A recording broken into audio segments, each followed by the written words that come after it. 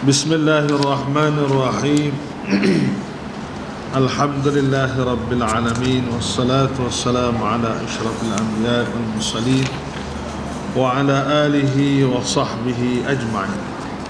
Subhanaka la ilma lana illa ma 'allamtana innaka antal alimul hakim.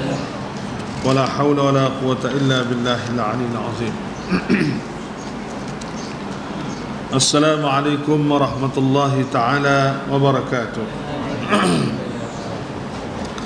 Saudara-saudari sekalian, pertama-tama kita mengucap syukur kehadrat Allah Subhanahu wa taala dengan kesyukuran yang tidak terhingga banyak di atas segala limpahan nikmatnya dan rahmatnya kepada kita semua, khususnya nikmat Islam yang kita miliki ini. Kita teruskan lagi pengajian kita ini dan kita cuba tengok sedikit amanah Allah Subhanahu wa taala, pesanan Allah melalui hadis-hadis kursi.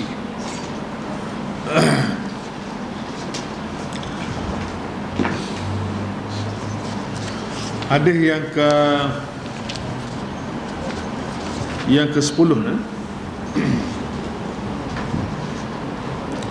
Hadis yang ke-10 ini adalah diriwayat daripada Abi Hurairah radhiyallahu ta'ala anhu anna Rasulullah sallallahu alaihi wasallam qala Allah ta'ala a'dadtu li'ibadi as-salihin li'ibadi as-salihin ma la 'ainun ra'at wala udhunun sami'at wala khatara ala qalbi bashar. Rawahu Ahmad wal Bukhari wa Muslim wa Tirmizi wa Ibnu Majah. Kata dia, hadis ini diriwayatkan daripada Abi Hurairah radhiyallahu taala anhu, sesungguhnya Rasulullah sallallahu alaihi wasallam bersabda, Allah azza wa jalla berfirman. Di hadis kursi lagu tu, mana Rasulullah meriwayatkan kenyataan yang dibuat oleh Allah Subhanahu wa taala. Apa dia? A'dadtu ni maksudnya aku sediakan.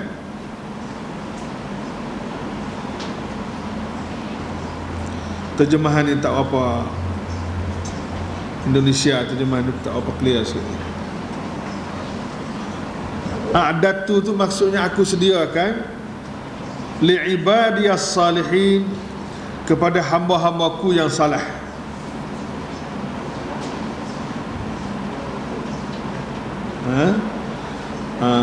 Telah ku sediakan untuk hamba-hambaku yang saleh. Yang saleh sudah pastilah yang baiklah. Yang baik mengikut Allah Subhanahu wa taala, itu dipanggil saleh. Sediakan apa dia? Mala ainur ra'at, sesuatu yang la ainur ra'at ni maksudnya yang tak terlihat oleh ainun tu mata, ra'at tu mana melihat. Mala ainur ra'at, sesuatu yang tak terlihat ataupun yang tak pernah dilihat oleh mata. Wala udhunun sami'at, dan tak pernah terdengar, tak terdengar oleh telinga. Yang ni tak pernah dengar oleh telinga. Ini hak jenis suara ni, hak jenis suara. Hak mata tu hak jenis tengok, gambar dan sebagainya. Wala khatara ala qalbi bashar, dan tak pernah terbetik di mana terlitah lah, tak pernah terlitah oleh hati manusia. Lagu mana benda tu payah nak royak lah. Moga hajam berayak ni pun tak pernah tengok juga. Tak pernah dengar juga, dan tak pernah terlitah pun di hati manusia, tak pernah tergambar pun di hati manusia. Semuanya ini dipanggil syurga. Waalaikumsalam. Nak royak syurga ni cukup majulah. Syurga ni cukup maju, cukup tinggi dia punya tamadunnya, dia punya kemajuannya cukup tinggi. Hingga siapa kemajuan dia juga kemewahan yang ada atas dunia ni hanya Nak banding dengan akhirat hanya 1% sahaja. Tak sedek royak lah Eropah maju, Eropah ke Amerika ke gapo atas dunia ni, dari segi peratusnya hanya 1% saja. Ke dunia maju dah ni kan macam-macam kemajuan kan. Macam-macam jenis kemajuan. Hak terakhir akhir-akhir ni dalam sektor pelancongan misalnya. Dia ada pula lalu orang puas dah melancur di bumi, nak melancur ke bulan pula. Nak melancur di angkasa raya ni. Majunya dia. Ada banyak kemajuan atas dunia ni. Tetapi kemajuan yang atas dunia ni boleh tergambar juga oleh mata, terdengar juga oleh telinga, dan juga terlintas juga di hati gambaran dia tu. Tapi kemajuan di akhirat ni, kemajuan akhirat ni mana hak hidup lepas pada mati ni, memang cukup-cukup maju, cukup-cukup mewah, hingga siapa barunya benda tu, modelnya benda tu, hingga siapa benda ni tak pernah tengok dah, tak pernah dengar dah, dan tak pernah terlintas dah di hati manusia. Jadi lagu mana benda tu, kita tengok sendiri lah. Amat tak kerti nak ayat ni, nak ayat betapa hebatnya masa depan yang sedang menunggu kita. Jadi kita kena cuba ikhtiarlah supaya masa depan itu adalah menjadi hak kita.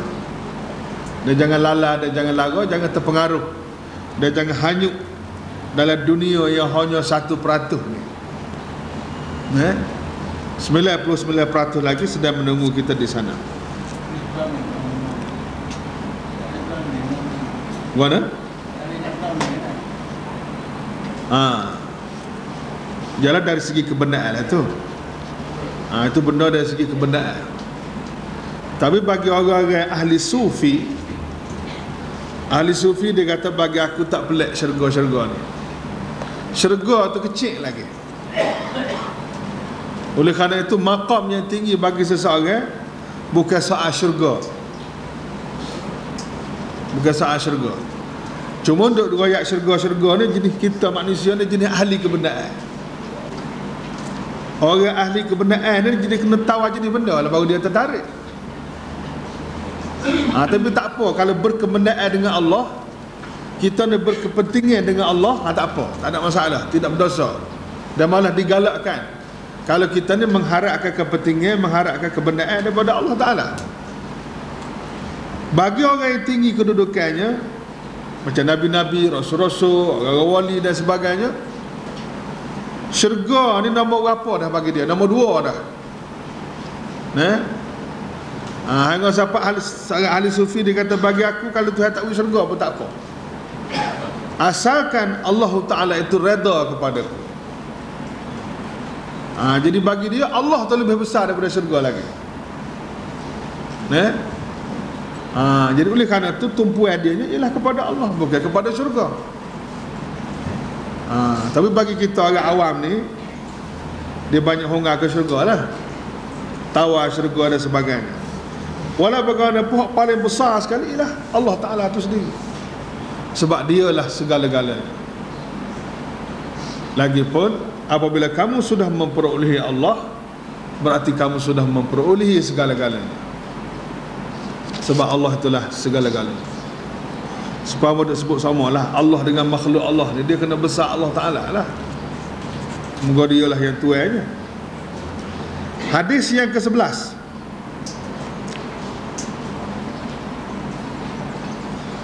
ini merupakan wawasan kita yang sebenarnya. Syurga-syurga ni ialah wawasan kita dan masa depan kita yang sedang menunggu kita. Ada yang keseterus daripada Abi Hind Ad-Dari radhiyallahu an Rasulullah sallallahu alaihi wasallam, qala Allah subhanahu wa ta'ala, man lam yarda biqada'i wa lam yasbir ala bala'i falyaltamis rabban siwaya. Siwaya tu bagi sikit baris ni, siwaya.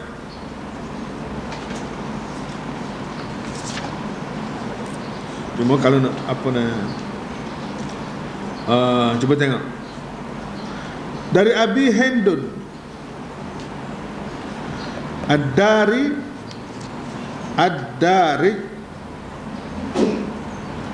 radhiyallahu anhu dari Rasulullah sallallahu alaihi wasallam bersabda, qala Allah taala, qala Allah subhanahu wa taala, Allah taala berfirman, man, sesiapa, barang siapa, ini sesiapa, lam yarda, tidak rela. Lam yarda ni tidak reda, tidak rela, tak puas hati, nah, bi qada'i, dengan keputusanku. Keputusan ni termasuklah qada qada, nah, qada qada Allah Taala, orang ni begini, orang ni begini, orang ni begini, itu juga dipanggil qada. Ini keputusan Allah Taala. Keputusan Allah Taala ni juga dipanggil hukum hakam. Hukum-hukum tu bahasa Arab. Bahasa Melayu dia panggil keputusan yang dibuat oleh Allah berkenaan dengan sesuatu dasar. Hak ni boleh, hak ni tak boleh. Keputusan-keputusan yang dibuat oleh Allah tu, itu dipanggil hukum. Hukum ni juga termasuk dalam qada. Al-qada juga dalam bahasa Arab dipanggil kehakiman. Kehakiman ni mana institusi yang membuat keputusan itu dipanggil kehakiman. Jadi qada'i di sini termasuklah qada-qada, termasuklah juga qada dengan arti hukum hakam. Hak ni harus, hak ni makruh, hak ni sunat, hak ni wajib, hak ni haram. Itu pun termasuk hukum hakam, qada juga, keputusan Allah Subhanahu wa taala. Siapa dia tak reda, siapa dia tak puas hati, siapa dia tak kena, siapa dia tak setuju, itu masuk malam yarda belakang. Kalau dia tak reda dengan keputusan yang aku buat, walam yasbir ala balai, dan dia tak sabar ala balai, terhadap bala yang dicubaanku. Bala ni bahasa Arab. Bahasa Melayu makna benda hak Tuhan nak cuba kita, benda hak Tuhan nak test kita, benda hak Tuhan nak uji kita, dipanggil bala. Itu istilah dia. Sama ada bala tu, sama ada hak jenis susah ataupun hak jenis senang.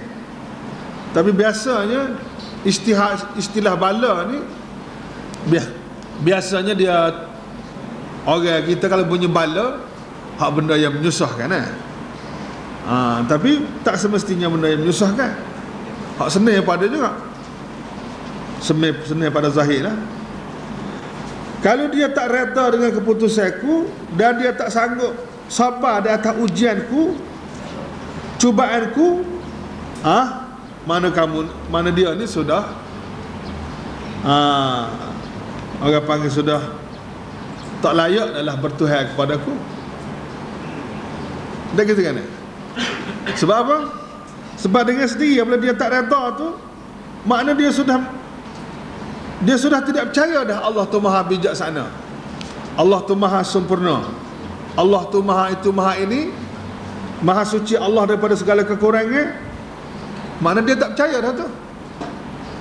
Sebab kalau seorang tu percaya bahawa Allah tu maha bijaksana, Allah tu maha kaya, Allah tu maha sempurna daripada segala, Allah Ta'ala tu maha kaya dengan segala kesempurnaan, dan maha suci daripada segala kekurangan, mesti dia puas hati. Dia akan puas hati. Ini hak kerjaan Tuhan ni mesti kita terima mutlak, secara mutlak. Kalau hak kerjaan Tuhan, mesti keluar daripada kebijaksanaan, sebab Allah tu maha suci daripada kebodohan dan sebagainya. Tapi apabila dia tak reda, apabila dia tak puas hati, makna dia tak setuju, seolah-olah dia sudah tak aku dah Tuhan ni maha bijaksana. Oleh kerana tu Allah Ta'ala kata falyaltamis, maka selekailah. Falyaltamis ni apa ni, dengan mana amar. Ya. Ada putusan dan perintah. Atau hendak. Ya. Sudah orang itu akan masuk dia ini. Aku hendak sudah buat putusan. Orang itu akan masuk dia ini. Kemudian ada secara tak langsung kita ni pun sama orang tu. Hmm. Jadi bala orang tu ada betul dia pun tetap kita pun ni bersama kita tadi. Sedangkan kita ni kita rasa lah tidak tidak ada putusan lagi. Ada orang banyak soalan. Mula. Soalan tu payah sikit.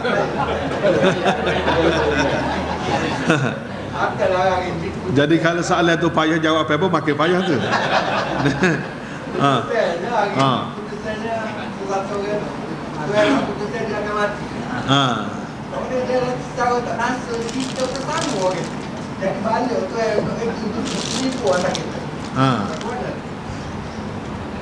Adakah perkara itu mungkin berlaku ataupun Tuhan akan melindungi kita yang Ialah sistem keputusan Allah Ta'ala ni satu sistem yang sangat tinggi, setinggi dan seagung Allah Ta'ala. Itulah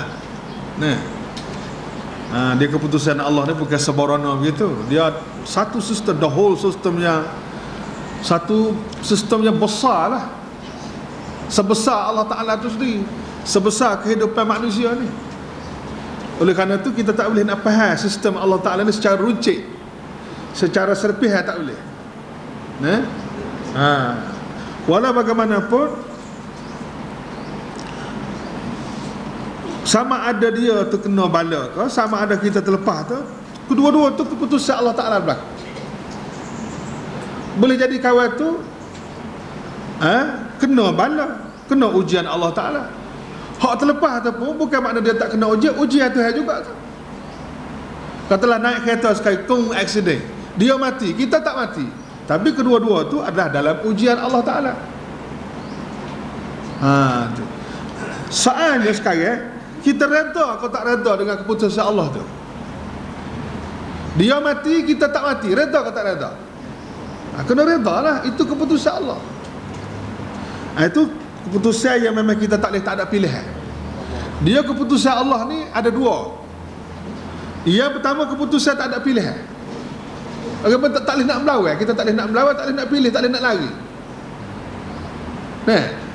Macam aksiden, macam malapetaka, macam bala penyakit, berapa begitu begini, itu keputusan yang memang tak boleh lari. Ataupun dengan sistem hak di langit ni, dia punya keputusan Allah Ta'ala, dah mataharinya berjalan begini, langit, bumi, undang-undang peraturan, dari segi saintifiknya begini.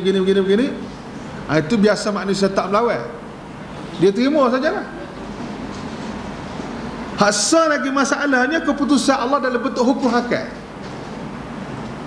Hak ni harus, hak ni makruh, hak ni sunat, hak ni wajib, hak ni haram, hak ni halal. Keputusan Allah dalam bentuk hukum ni biasa manusia ada pilihan. Apa? Sebab kalau dia dia ada kuasa lah. Allah Ta'ala buat keputusan, dia kena buat lagu ni, dia kena lah lain. Allah Ta'ala buat keputusan, hak ni begini, dia kena pilih hak lain. Itu pun termasuk dalam qada Tuhan juga tu. Ada hak takdir ni, hak tak boleh lari, tu tak ada arah dalam dianya. Kalau dia boleh lari juga. Jadi dua-dua qada ni, kalau kamu dah tak reda dengan hukum Allah, tak reda dengan keputusan Allah, tak reda dengan takdir Allah, Tuhan kata kamu tak payah bertuhan kat aku lah tu, bukan hamba aku dah, nak jadi Tuhan sendiri. Allah gilah, fal yaltamis rabban ghairi, maka selakailah, selakanlah supaya dia cari Tuhan yang lain. Ya.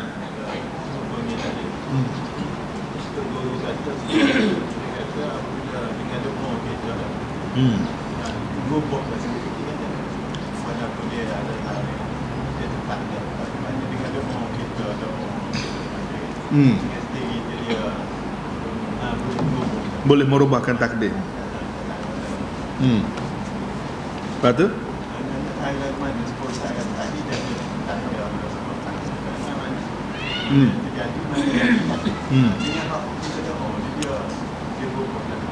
berubah. Sebab doa tu sendiri pun takdir Tuhan juga. Dalam sistem takdir Tuhan tu ialah doa. Maknanya doa tu sendiri termasuk dalam sistem takdir juga. Dan Allah telah buat keputusan, tidak ada sesuatu pun yang boleh ubah takdir Tuhan melainkan doa. La yuraddul qada illa doa. Tidak ada sesuatu patah dunia ni yang boleh mengubah takdir, boleh menolak takdir dan keputusan Allah melainkan doa. Siapa dia yang boleh ubah? Tuhan sendiri juga ubah, bukan kita.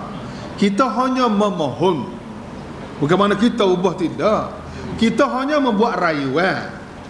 Oleh kerana Allah Ta'ala simpati dan Allah Ta'ala orang panggil terima doa kita tu, maka Tuhan ubah takdir yang dia buat tu. Yamhullahu ma yasha' wa yuthbit. Itu pun takdir juga. Salah satu sistem takdir Tuhan ni, dia boleh hapus hak dia sudah buat keputusan, dan dia boleh kekal hak mana dia nak kekal. Itu pun takdir juga. Takdir juga. Dia sistem takdir ni besar. Nah, jangan pula kita mikir cara doga orang panggil. Oh, dah Tuhan ubah, dah Tuhan buat takdir dah. Doa berapa lagi dah Tuhan tak dah. Doga tu nampak tu. Kena belajar molek bab takdir ni. Nah. Tu tak kena lagu tu.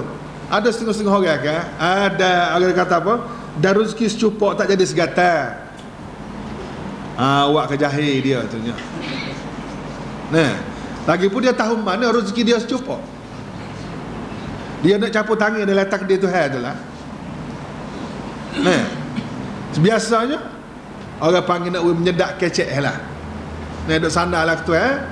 Tapi kita bimbang, takut masuk dalam hadis hak kemari. Nah, kita takut masuk kita ni bersangka jahat terhadap Allah Subhanahu Wa Taala. Hadis yang ke-9 bang ni ya. Jangan kita zan, su'uzan, bersangka jahat, membuat tafsir yang tidak betul, membuat kenyataan yang tidak betul terhadap Allah Subhanahu Wa Taala. Itu satu kesalahan yang besar. Sebab itulah kita kena ada maklumat dan ilmu yang cukup apabila kita nak memperkatakan sesuatu tentang Allah dan juga sistem takdirnya. Jadi mana tidak bercanggah ni, hak kita berdoa berapa tu, dia juga termasuk dalam keputusan yang telah dibuat oleh Allah Ta'ala juga. Ya. Kita kata kita reda yang macam mana cara? Reda ni kerja hati. Reda ni kerja hati. Jadi bila kerja hati, nak royak pun payah. Reda ni maksudnya puas hati dan tak komen dah. Tak menetak dan tidak query. Itu mana reda. Biasanya kalau orang itu tidak reda, orang itu tidak puas hati, biasanya pertama mulut dia mengepek. Jadi itu menunjukkan bahawa dia tak puas hati dan dia tak setuju. Dia ada reaksi-reaksi yang biasanya mulut dia akan reaksi. Komen sana, komen sini, komen sana, komen sini, kata begitu, kata begini. Itu menunjukkan dia tidak reda dan tak puas hati dengan keputusan Allah, dengan hukum Allah, dengan ketetapan Allah. Biasa orang reda, orang puas hati ni, yang pertama hati dia tenang. Hati dia tenang. Sebab ini adalah hukum Allah, ini adalah keputusan Allah, dan kita sudah yakin Allah ni maha bijaksana, Allah ni maha tinggi keilmuan dan kebijaksanaannya, Allah tu maha agung dan maha besar lebih daripada kita. Kita ni apalah sangat, ilmu pun apalah sangat.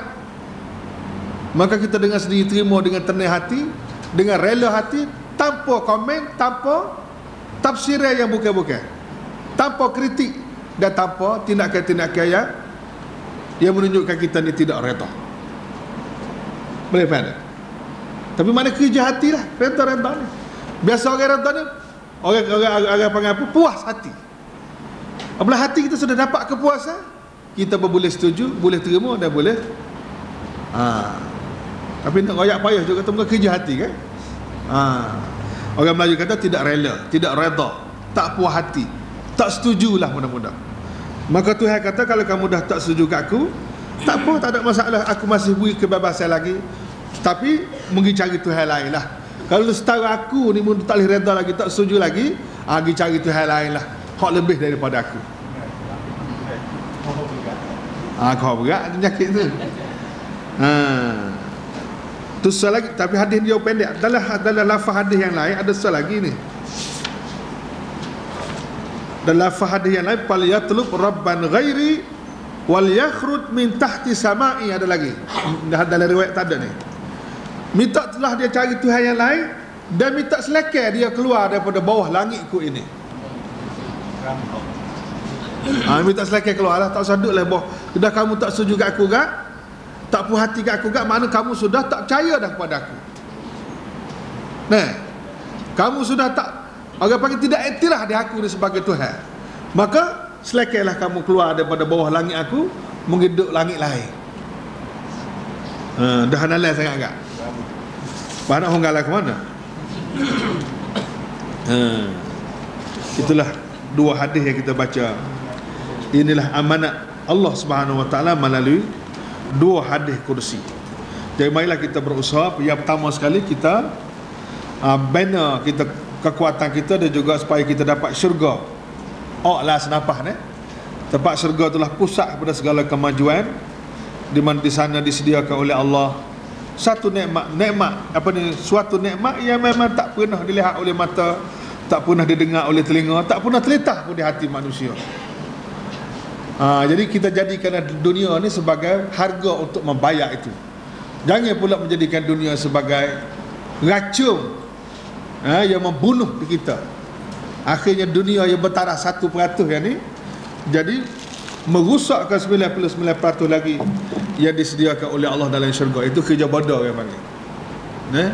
Itu kerja bodoh tu. Jadi dunia ni sebagai alat, bukan mentelamat. Dunia ni sebagai alat untuk membina masa depan di syurga. Yang keduanya pula, kita ni hamba Allah tak sedang melawan Tuhan lah. Apabila Allah sudah buat keputusan dalam bentuk takdir, Allah Ta'ala sudah buat keputusan dalam bentuk hukum, Allah sudah buat keputusan dalam bentuk undang-undang, sistem ke apa, cukup dah. Kita ni hanya melaksanakan, menjalankan saja. Tak usah buat pandai-pandai lah. Cuma kita kena guna tenaga bagaimana nak melaksanakannya. Namun kita nak ubah, nak pergi tokar sana, itu bukan kerja kita tu. Jadi seolah-olah Allah Ta'ala tu tak pandai pula. Itu dia panggil, itulah yang Yusuf Qardawi kata,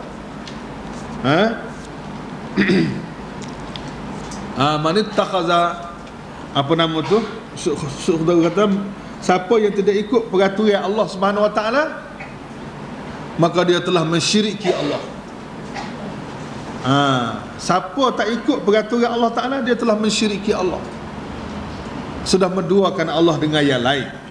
Sebab orang yang bertauhid kepada Allah, orang yang redha dengan keputusan Allah, orang yang tunduk dan patuh kepada Allah, itu orang yang bertauhid. Orang hanya berkiblat kepada Allah Ta'ala saja, tidak menduakan Tuhan, tidak menduakan tempat rujuk, tidak menduakan kiblat, niat dan hatinya. Sebab itulah patut ingat, man ittaba'a ghaira manhajillah, siapa-siapa yang ikut peraturan yang lain daripada Allah, ikutlah peraturan dalam bab apa atas dunia ni. Man ittaba'a ghaira manhajillah, siapa-siapa yang ikut peraturan yang lain daripada Allah, undang-undang yang lain daripada Allah, faqad asyrak, sesungguhnya dia telah mensyiriki Allah Subhanahu Wa Taala.